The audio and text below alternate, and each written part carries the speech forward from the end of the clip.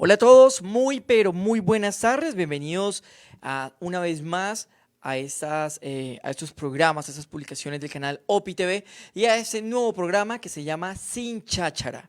Sin Cháchara es un espacio donde vamos a estar hablando de la actualidad política de nuestro municipio, de nuestro departamento y del país en general. Así que pues un saludo muy especial a todas las personas que se van conectando en este momento. Y el día de hoy tenemos una invitada muy especial, conocida por muchísimas personas en nuestro municipio, una persona que viene realizando una labor muy importante por la defensa del territorio, por la defensa de la naturaleza. Y bueno, sin más preámbulos, permítanme por favor presentarles a la profesora Leila. Ella es concejal del municipio de Neiva. Profesora, muy buenas tardes.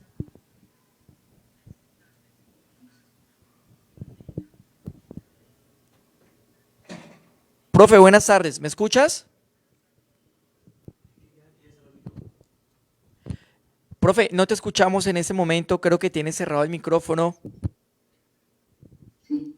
Muy buenas tardes, muchas Perfecto. gracias José, muchas gracias a toda la audiencia que pues quiere conectarse, que se está conectando, entonces aquí estamos dispuestos para poder conversar y compartir.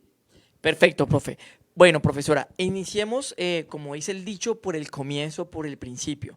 Profesora, yo recuerdo que yo la conocí en la Universidad Surcolombiana en una asignatura en la cual pues nos enseñó, me enseñó personalmente todo lo que tiene que ver con los temas del cuidado del medio ambiente. Sabemos que todo profesional que se forma tiene que tener, bueno, valga la redundancia, unas formaciones en cuanto a la parte ética, a la parte estructural y la parte del cuidado del medio ambiente no es la excepción. Allí yo conocí a la profesora Leila, conocimos varios humedales del municipio de Neiva, estuvimos sembrando también algunos árboles y allí fue la primera vez que yo escuché el nombre de Leila y bueno, después, con el tiempo, ya la profe decide dar un paso gigantesco que es aspirar al consejo del municipio de Neiva. ¿Qué la llevó a usted, profesora, a aspirar al consejo de Neiva? Pues yo sí creo que definitivamente me llevó el dolor ambiental. Estaba escribiendo yo en este momento que se habla de la pandemia, pues es algo negativo, ¿cierto? Pero yo creo que hay que ponerle pandemia entre comillas y ojalá todos y todas sintamos el dolor ambiental, ¿cierto? Porque eso nos va a permitir a nosotros eh, buscar, ¿cierto? ¿Por qué nos duele la naturaleza? Y poder conocer las causas de esos dolores. Entonces llegó un momento con el caso del Quimbo, el día precisamente el 30 de junio del 2015, cuando el profesor Miller Tusanos comunicó que acaban de cerrar compuertas y que era una realidad y empezaba a producir energía la hidroeléctrica de Quimbo, el dolor fue muy profundo. Y yo inmediatamente le dije al profesor Miller, mira, definitivamente toca ingresar a la política, porque ahí es donde toman las decisiones. Pero qué complejo ese camino.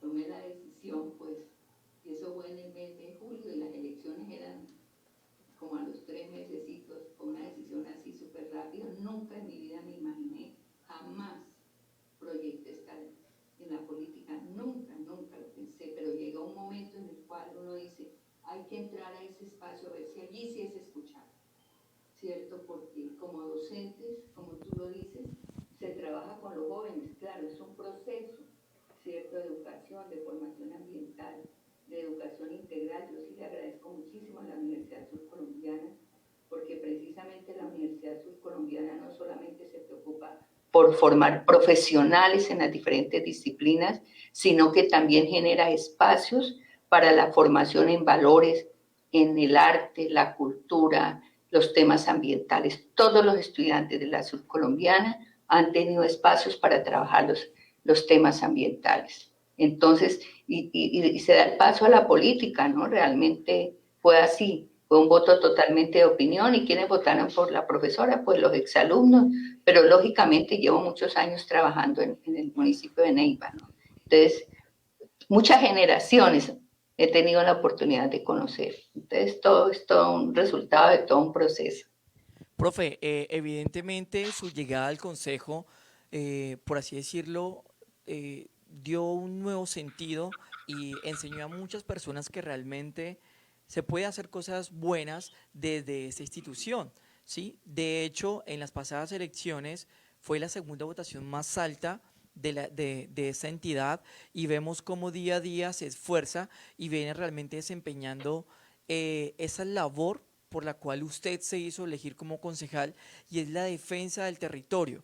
Ahora quiero hablar específicamente de un tema que nos preocupa mucho a todos los neivanos y como personas, pues pienso que es un tema de importancia y de pronto no se le está dando esa importancia, valga la redundancia, que se le tiene que dar.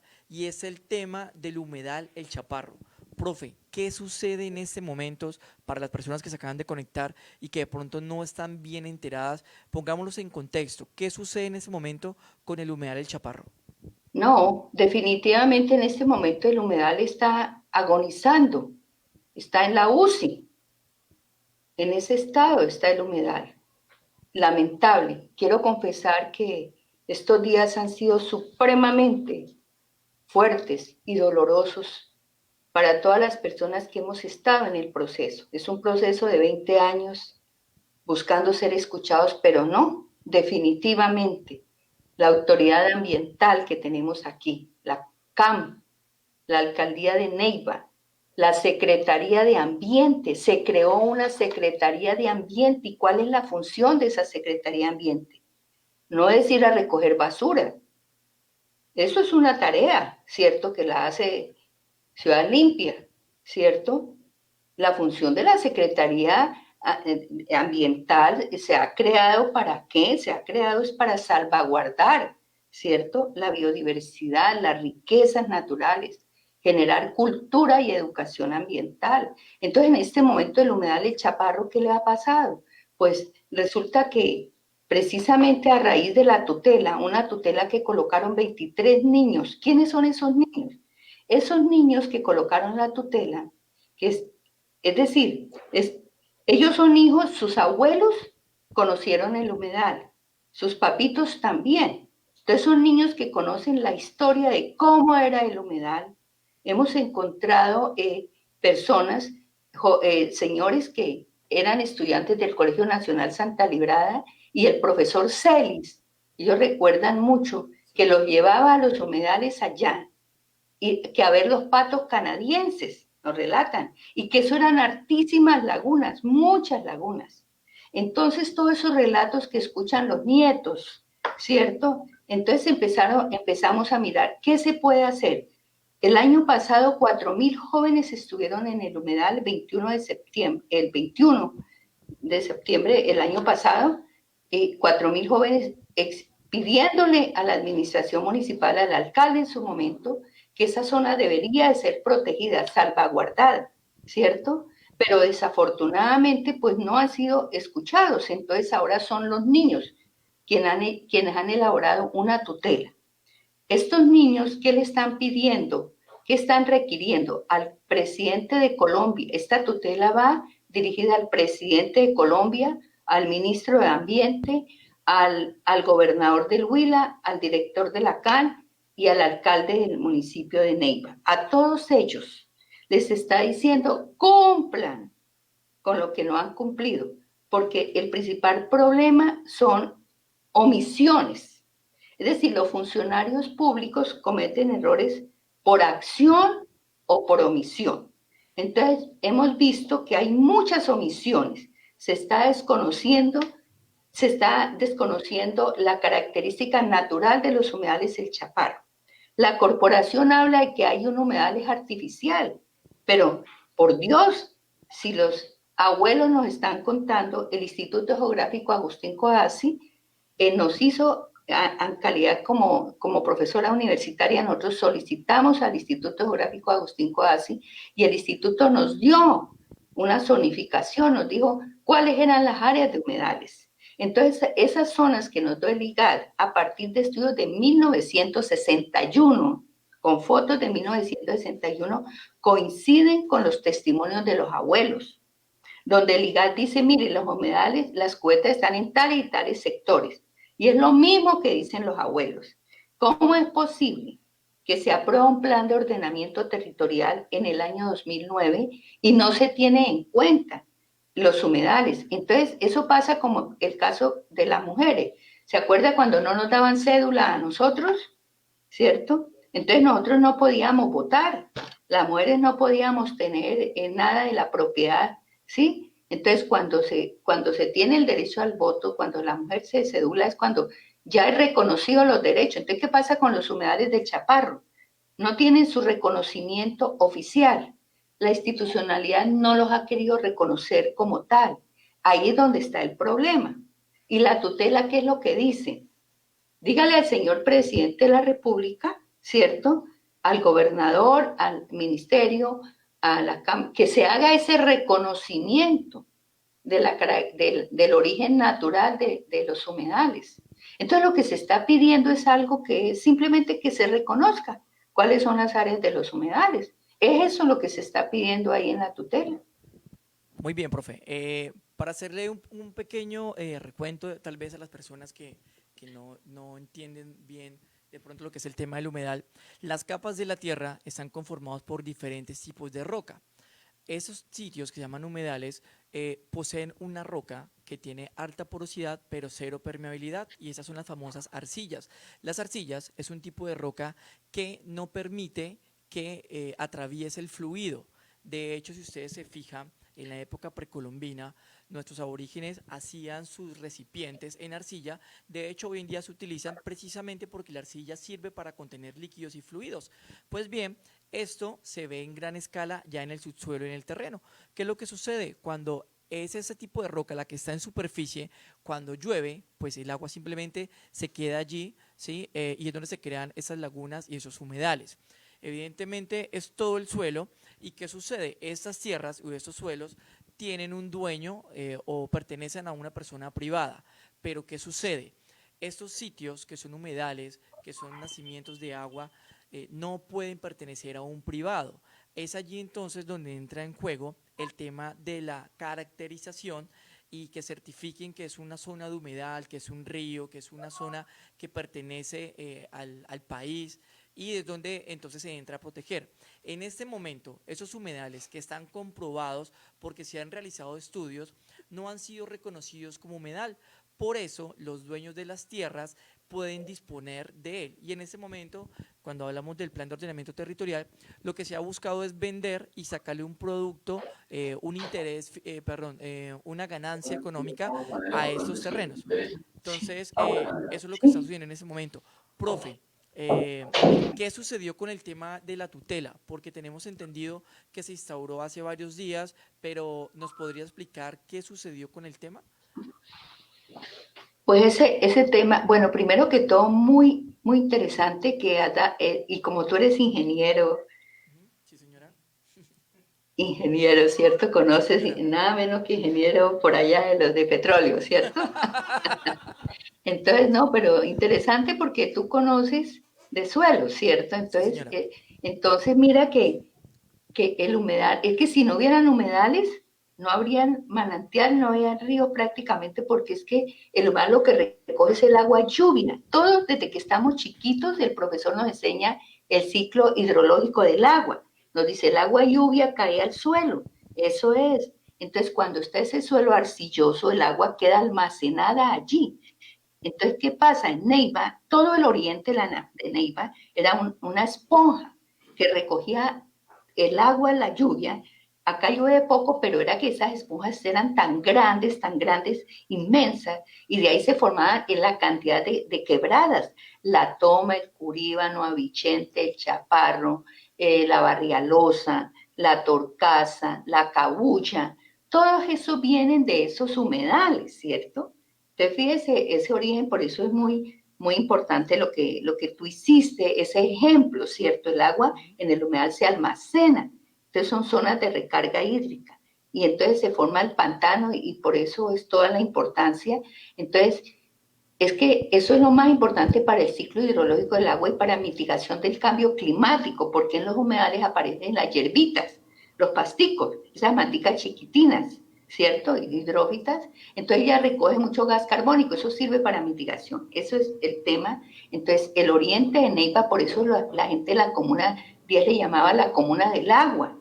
A la Comuna 10 le llama la Comuna del Agua Estrella Fluvial del Oriente Urbano de Neiva. Así le llama la gente, los que primero llegaron a vivir al sector de Las Palmas, ese sector, porque entre otras cosas fue no hace muchos años. Ellos empezaron, fue en la década del 70 que empezaron a ver. Antes eso era completamente libre, ¿cierto? Los ríos, las quebraditas eran felices y dichosas, ¿cierto? Bien, el tema de la tutela es increíble, ¿no? La tutela que colocan los niños, pues se debe resolver en 10 días, por eso se colocó una tutela, ¿cierto?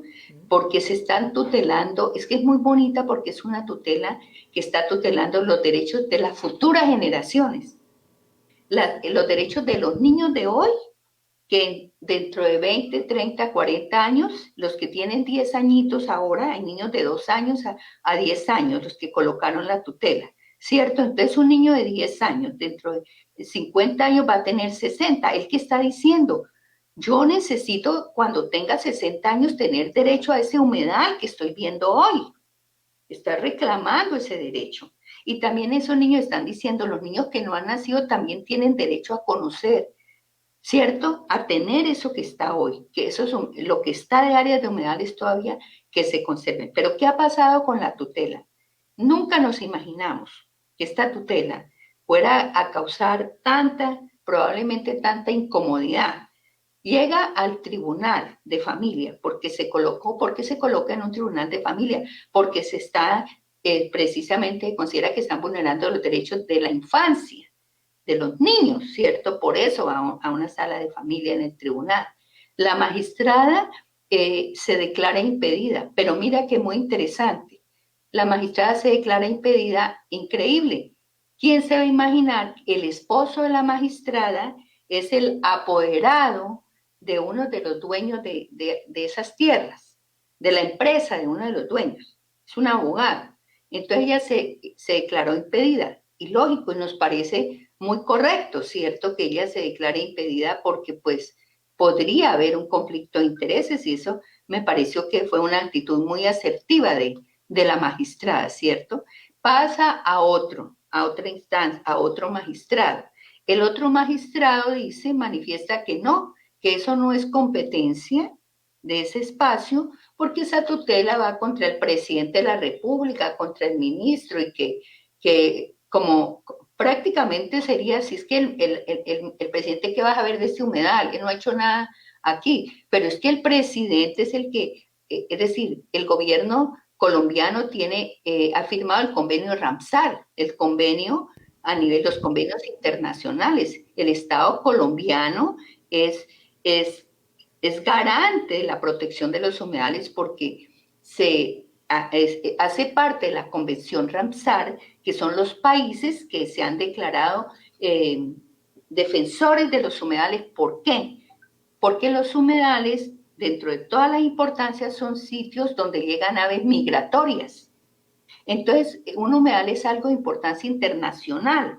¿Por qué razón? Por ejemplo, a este humedal nos llega la tringa solitaria que viene de Canadá, viene de Alaska. Entonces, este humedal se está relacionando, ¿cierto? Esa ave que viaja, que llega en el mes de marzo, viaja solita, va para Bolivia y se regresa en el mes de septiembre aproximadamente. Entonces, eso hace que a nivel internacional los países dijeron, si nosotros no protegemos esos territorios donde viajan las aves migratorias, pues entonces se van a extinguir esas especies, ¿cierto? Entonces, aquí llegaban los patos canadienses. Ya no pueden llegar los patos canadienses. ¿Por qué? Porque se ha reducido el área de humedales.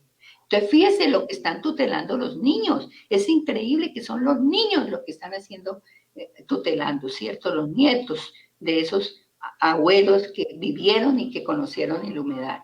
Entonces, ¿qué pasó? ¿Qué pasó con la tutela? Pasa, entonces el magistrado dice que no tiene competencia y se lo pasa a un juez de circuito, imagínense, y lo pasan a un juzgado, o sea, lo bajan a un juzgado, ¿cierto? Pero resulta que el juez, en su sabiduría, dice, no, señores, ¿cómo así que eso no es competencia? no magistrados, es competencia. Ustedes no pueden decir que sí es competencia y que no es competencia. ¿Cómo así? Pero de todas maneras esto nos está mostrando que es una tutela tan bien soportada, que está en ese camino. ¿Sí ves lo que ha pasado, cierto? Entonces, ¿qué le dice el juez? Ojo, señores magistrados, ustedes no pueden decir que eso no es competencia, y la devuelve otra vez al tribunal. Y hace apenas 2 horas acabamos de conocer que le tocó recibirla el mismo magistrado a quien el que la había regresado al tribunal, ¿cierto? Entonces el magistrado ya aceptó la tutela. ¿Por qué? Porque el juez le dice, si usted no recoge la tutela, eso va a la Corte Constitucional. Entonces ya el magistrado asumió la tutela, es decir, la aceptó. Quiere decir que la tutela empieza a contar a partir de hoy. Es decir, una tutela que se puso el miércoles pasado, imagínate, 5 de octubre, hoy estamos ya a 22, ¿cierto? De octubre, y hasta ahora entonces se empieza a contar los 10 días de la tutela. Se termina este día y nos quedan solamente 9 días para que se resuelva la tutela. Pero ¿qué ha sido lo más grave? Entonces, primero que todo esta ruta, ¿no? Esto le hace recordar a uno como cuando hay casos sonados a nivel nacional, que nadie quiere asumir ese caso, ¿cierto? Pues con la tutela, imagínense, uno dice, pero ¿cómo es que antes no quieren coger si es para defender el derecho de los niños, ¿cierto? Si no tienen hijos, o tienen nietos, o tienen sobrinos, ¿cómo no pensamos en eso, cierto? Entonces, eso por un lado, pero por otro lado, lo más grave es que en estos días, a partir de que se colocó la tutela, en la zona de los humedales, pues han arrasado. Es decir, prácticamente eso ya no es, lo han convertido en el desierto, esa zona de humedal. Y eso es gravísimo, porque los humedales, imagínense, de aquí a que falle la tutela, ¿cierto? Entonces ya han destruido, descapotaron, arrancaron esa cantidad de vegetación que era la que les servía de alimento a más de 140 especies de aves que hemos visto en la zona. Es increíble. Mira, yo acá tengo el libro, porque publicamos un libro en el año 2014, ¿cierto? Este libro que se hizo con el profesor Humberto Rueda, y entonces acá en el libro están las fotografías de la cantidad de aves que hay, ¿cierto? Entonces, hay 145 especies de aves que han sido registradas en ese humedal. Entonces, ¿qué van a comer las aves? ¿Cómo van a llegar? Entonces, ¿qué pasa? Le estamos quitando el derecho al paisaje, el derecho a las aves que llegan al lugar, el derecho a las plantas que llegan al lugar. Entonces, esta tutela es una tutela novedosa, porque está diciendo la naturaleza también es sujeto de derechos, no solo los hombres, los humanos. Pues eso es. Profe, muy bien. De hecho, hace unos días nos dimos cuenta con gran sorpresa que llegó una maquinaria a la zona del humedal y empezó a hacer una especie de una cuneta. Se suponía que o el permiso que tenían decían que era para, Bosculver, perdón, sí, hacer unos Bosculver, sí, como unas alcantarillas. sí, sí, sí, pero en realidad, pues todos sabemos que lo que buscan es destruir el humedal, pues evidentemente para que puedan hacer uso de ese territorio y pues desarrollar sus proyectos urbanísticos. De hecho, en muchos sitios que ya han construido, lo que buscan las constructoras es destruir el humedal y lo hacen por medio de una tubería que le llaman espina de pescado. Lo que hacen esa tubería que ponen allí es que atraviesa por completo la arcilla, creando los canales, haciendo que el agua pueda atravesar esta roca que es impermeable y pues de esa manera va desapareciendo y va muriendo el humedal. Profe, ¿qué puede hacer el ciudadano de a pie, la persona del común, para proteger este sitio? ¿Qué podemos hacer? Mira, estos 9 días que nos quedan son históricos, son históricos. Entonces, lo que se puede hacer y que los invitamos es para que se conviertan en coadyuvantes de la tutela, ¿sí? Coadyuvantes, ¿qué quiere decir? Apoyar esa tutela, apoyar esa iniciativa, ¿cierto? Esa tutela de los niños. Entonces, pues sería importante que dejaras es decir, que se comunique con el canal. ¿Y qué es la coadyuvancia? La coadyuvancia es una hojita, es sencillita. Nosotros tenemos el formato de la coadyuvancia, ¿no? Entonces, una nota donde dice, se dirige al magistrado, ahorita es que apenas acaban de ubicar, se llama Robles, el magistrado Edgar Robles, creo, ahí se da la identificación, dice yo fulanito de tal, me declaro coadyuvante, solicito para que sea admitido como coadyuvante de la tutela tal, ¿cierto? Y justifica por qué razón, ¿no? Entonces, el ciudadano, pues nosotros tenemos un formato con un texto, pero tú lo puedes escribir con tu vivencia, ¿cierto? Tú vas a decir, ¿por qué estás coadyuvando? Lo escribes allí en una hojita y lo envía a la rama judicial. El formato que nosotros estamos dando, porque hay que saber el número del expediente, El radicado, ¿cierto? sí, de la La tutela. dirección, eso todo ahora es virtual, es supremamente fácil. Entonces, ¿cómo es? Se llena el formato, ¿cierto? De la coadyuvancia, ¿cierto? Donde dice, lo dirimos al tribunal, yo fulanito de tal. Nosotros tenemos el formato con el texto, pero si usted quiere colocarle otras motivaciones, otras argumentaciones, le escribo coadyuvo y lo firma. Entonces, lo único es que para la firma, ahorita se usa la firma digital, ¿cierto? Cuando usted la tiene, usted saca la firma digital, entonces no necesita imprimir la hoja, sino que simplemente le coloca la firma y lo pasa a PDF. O sea, no se puede mandar en Word, porque esa firma, ¿no? Entonces lo pasa a PDF, ¿cierto? Y de una vez lo envía a la rama judicial y ya queda la coadyuvancia. Ahí solamente nos quedan 9 días. Esperamos, tenemos como una meta que haya siquiera 1000 coadyuvancias. Quisiera que fueran 2000 y lo voy a decir de una manera escueta.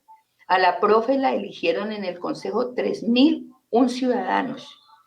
Entonces, cuando usted vota por esa ciudad, por esa persona para que sea en el consejo, porque tiene confianza en esa persona, ¿cierto? Pero también si han votado por mí, yo también necesito que me apoyen, porque si no me apoyan, ¿cómo hacemos? Y en este momento el apoyo es con la coadyuvancia, ¿cierto? Es decir, yo no es la que la coadyuvancia la ponen los niños, pero somos 9 concejales que estamos en este proceso, pero hay otros concejales que también han manifestado apoyarlo. Y los grupos ambientalistas, usted sabe que ya hay organizados grupos ambientalistas que han sido muy dinámicos. Los líderes de la Comuna 10, increíblemente maravillosos. ¿Por qué los líderes de la Comuna 10? Pues con ellos desde hace 20 años hemos estado caminando el territorio. Ellos son los que sí saben y conocen el territorio. Y a propósito, ayer instauraron firmas, porque se va a hacer un cabildo abierto, ¿no? Los Sí. líderes de la Comuna 10 ya instauraron firmas para un cabildo abierto. Van a haber 2 cabildos abiertos. Entonces se están haciendo varias acciones. Los cabildos abiertos, iniciativa de la ciudadanía, ya los radicaron en la registraduría. Eso se radicó el lunes pasado, creo que fue el lunes pasado, radicaron las firmas para los 2 cabildos, ¿cierto? Y se está haciendo la tutela, pero también se están adelantando otras acciones jurídicas. Toca por la vía jurídica y desde luego estas acciones jurídicas necesitan el apoyo de la ciudadanía. Entonces, sería muy bonito, José, que nos ayuden con las coadyuvancias. Listo, profe. Entonces, el día de mañana vamos a estar publicando el paso a paso El y el formato. formato para que todas las personas que pues ingresen a la página del canal puedan imprimir ese formato y puedan realizar este procedimiento. Yo pienso que es lo mínimo que podemos hacer como ciudadanos del municipio de Neiva para proteger el medio ambiente. Dos cositas, profe. Primero, yo voy a la ciudad de Bogotá y veo un parque gigantesco, muy bacano, donde pues la ciudadanía se puede reunir allí a pasar un rato agradable, que es el Parque Simón Bolívar. Y pues también está en otras partes de la ciudad, por lo menos en Cali está el lago Calima, Bucaramanga también tiene sus parques.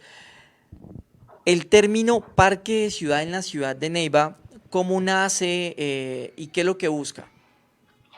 Sí, realmente para proteger un humedal no debe llamarse esa zona parque de ciudad, no lo más indicado, Ujú. porque un humedal tiene que ser en un área de protección, Sí. ¿cierto? Realmente. Pero como acá en Neiva no se ha tenido el apoyo de la autoridad ambiental, no lo ha habido realmente. o sea, negada la autoridad ambiental. Porque si hubiera sido una autoridad ambiental de verdad, no estarían estos problemas. Nunca se hubiera aprobado ese plan de ordenamiento como se aprobó, porque es verdad. Zonas de los humedales pertenecen a los particulares. Lo que pasa es que quiero aclarar algo. El artículo 58 de la Constitución dice la propiedad privada existe y en la zona del humedal puede pertenecer, pero tiene que cumplir con una función social y ecológica.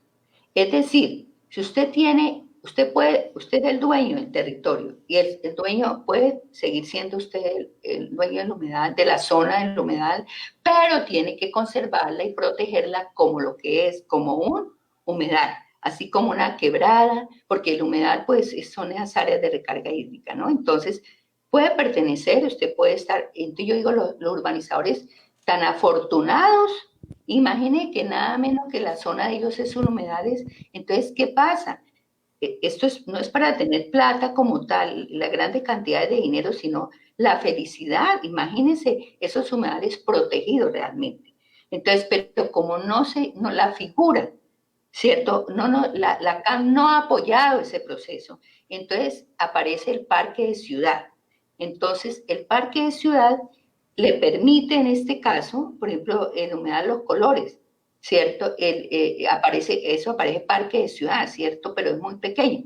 La misma CAN ha sugerido, recomendado, que eso pase de parque local a parque de ciudad, como tú dices, como para que tengamos un parque como en Bogotá, el Simón Bolívar, ¿cierto? Entonces, acá en Neiva no tenemos dónde salir a caminar. ¿La gente a dónde va? A los centros comerciales.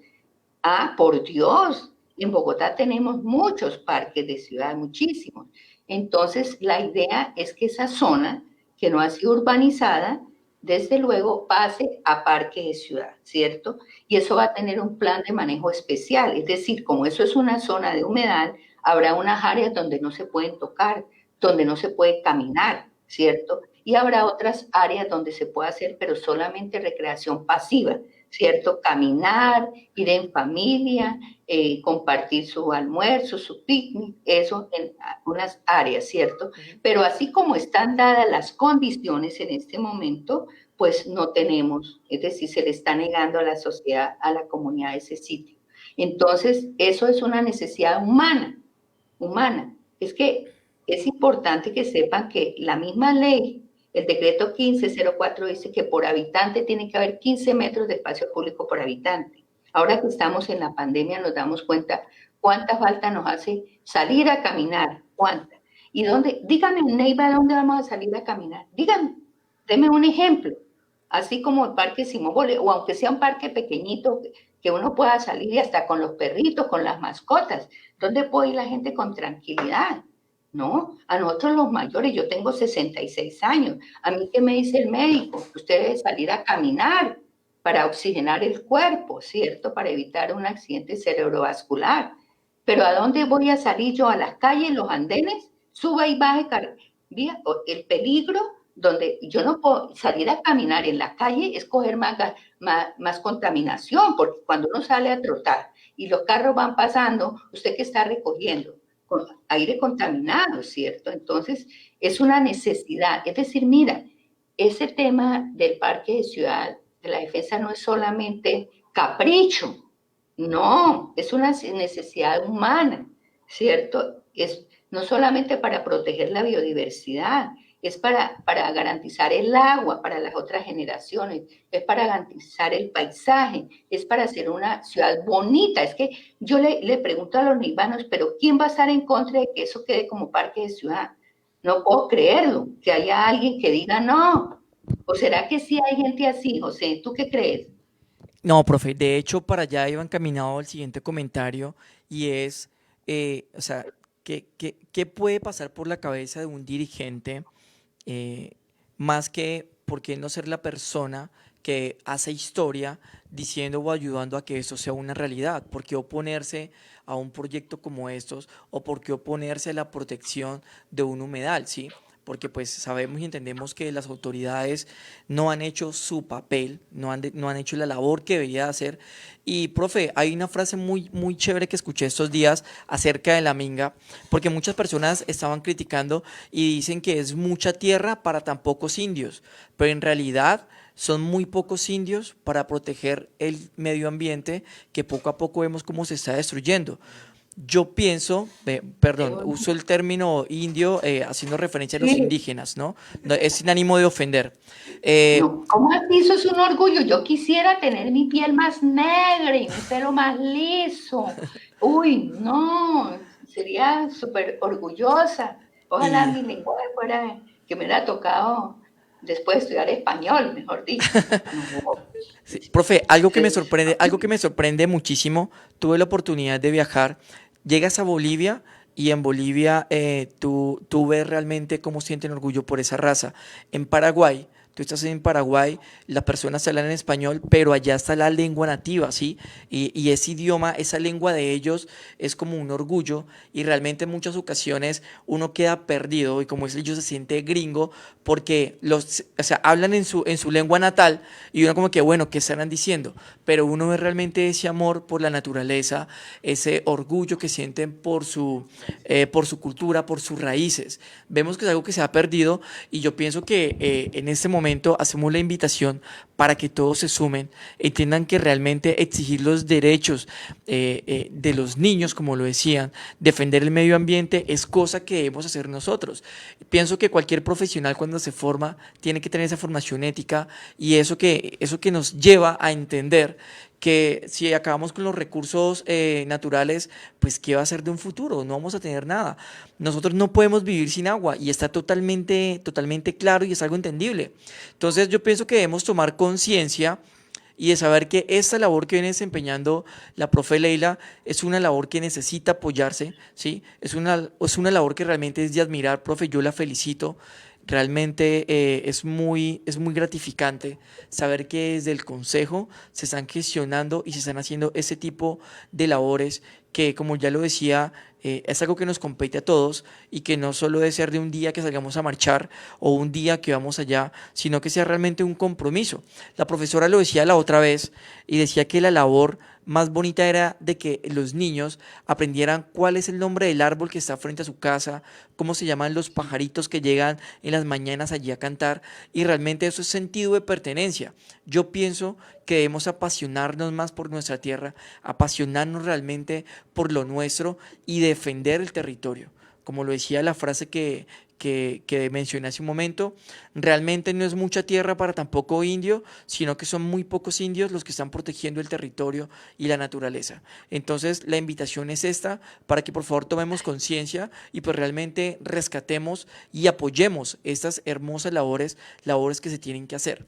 Vuelvo y digo, no sé qué pasa por la cabeza de un dirigente si fuera o estuviera en mis zapatos, si yo estuviera en sus zapatos, pues hombre, yo paso a la historia, ¿sí? Creando la protección de un humedal y que a futuro la gente pueda decir, no, el alcalde fulanito de tal fue el que hizo eso o el que elaboró, ¿sí? Yo pienso que la selva de cemento está mandada a recoger y nos damos cuenta, hoy en día los hoteles que están, son tendencia, son los En hoteles los que es bosques se están total, haciendo. total. Entonces, realmente tenemos que aprender a convivir. Profe, ¿qué sucede en este momento? O bueno, después de los 9 días esperamos un fallo a favor, obviamente. Ya sabemos lo del tema del formato que vamos a hacer.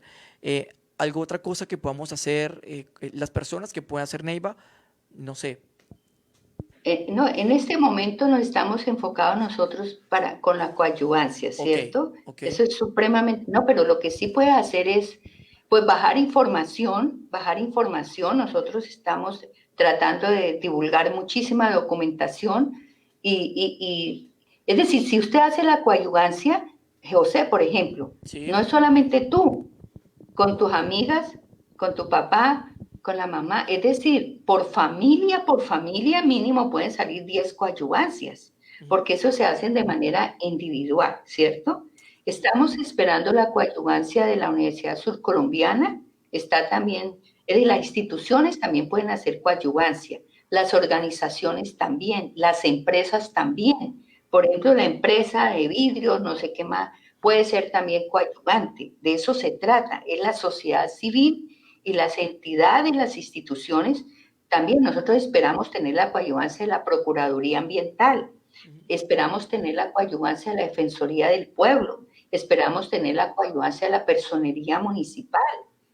Esperamos que en estos días esas entidades sean coadyuvantes de este proceso, ¿cierto? Entonces, la sociedad civil. Entonces, qué bonito saber que le va a dedicar, pongámosle 10 minutos, lo que se demora, en llenar esto, ¿cierto? Llenarlo, y si toca imprimirlo, ¿cierto? Si no tiene la firma digital, entonces toca imprimirlo, escanearlo, y mandarlo al correo, ¿cierto? Pero pues la forma más fácil es con la firma digital, ¿cierto? Pero para los niños. Una información muy importante. Necesitamos muchos niños haciendo la coadyuvancia, porque son 23 niños. Esos niños no los podemos dejar solitos, ¿cierto? Acá en Neiva tenemos 56,000 estudiantes de preescolar, de primaria, secundaria y de media base. 56,000 estudiantes en lo público. Mire qué información tan interesante. ¿Qué tal que siquiera el 10% de esos niños sean coadyuvantes? Pero ahí, cuando son menores de edad, el papito es el que firma, no es el niño, ¿cierto? Sino que es el papá el que firma, porque el niño no puede firmar este tipo de documentos, son los niños. Entonces, si un papá tiene su esposa y tienen 3 niños, entonces hace 3 coadyuvancias para los niños y son separadas, son diferentes la coadyuvancia de los adultos a la coadyuvancia de los niños. Yo te voy a enviar ese formato, entonces es para que los ciudadanos bajen el formato y lo llenen, lo diligencien y directamente lo envían al tribunal. Ok. Listo, profe, perfecto. Entonces, ahora por comunicación interna, por favor me envías el formato y vamos a elaborar un paso a paso de de cuál es el procedimiento que se debe desarrollar y pedimos por favor para que todas las personas se sumen a esta noble causa y vamos a estar pendientes en la protección del humedal. Profe, muchísimas gracias por hacer parte de este programa que se llama Sin Cháchara, un espacio para hablar temas de interés de la comunidad.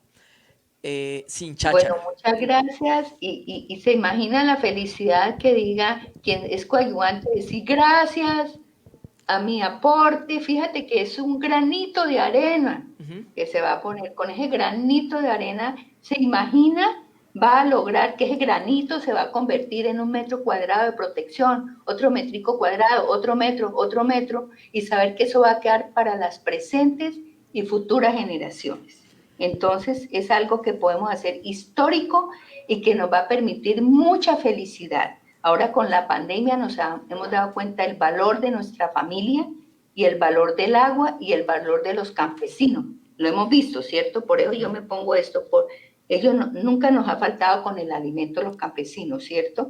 Entonces, eso es una felicidad muy grande que le podemos adicionar a nuestra vida, ¿cierto? ¿Qué es lo que lo mantiene a uno saludable y vital? Pues saber que está haciendo cosas para el bien de la humanidad. Muchas gracias, José, de verdad, y a la audiencia que ha tenido la paciencia de escucharme. Y entonces, más tarde le voy a enviar, porque como apenas hace 2 horas nos dieron el nombre del magistrado que ya tomó la tutela, entonces toca ajustar el formato. En unas 2 horas le envío el formato para que usted lo coloque en las páginas y quienes están viendo el programa, pues entonces nos puedan colaborar con la coadyuvancia. Perfecto, Muchas profe. gracias, y también puede darle mi número telefónico, no hay Ujú. ningún problema, porque usted sabe que nosotros nos debemos al público, ¿cierto? Cuando Sí, uno está señora. en estos espacios, el teléfono lo debe tener todos los ciudadanos y nosotros tenemos la obligación de estarles respondiendo a todos. Ujú. Sí, profe, muchísimas Muchas gracias. gracias. Como le decía hace un momento, una vez más felicitarla por esa bacanísima labor que está haciendo desde esa entidad, desde el Consejo. Y bueno, recuerden que estaremos el próximo jueves, 5 de la tarde, sin cháchara, hablando de los temas de interés. Profe, que tenga una excelente tarde y entonces estamos en contacto. Bueno, muchas gracias, muy amables y muchas felicidades. Hasta Muchas luego. gracias. Hasta luego. Quedó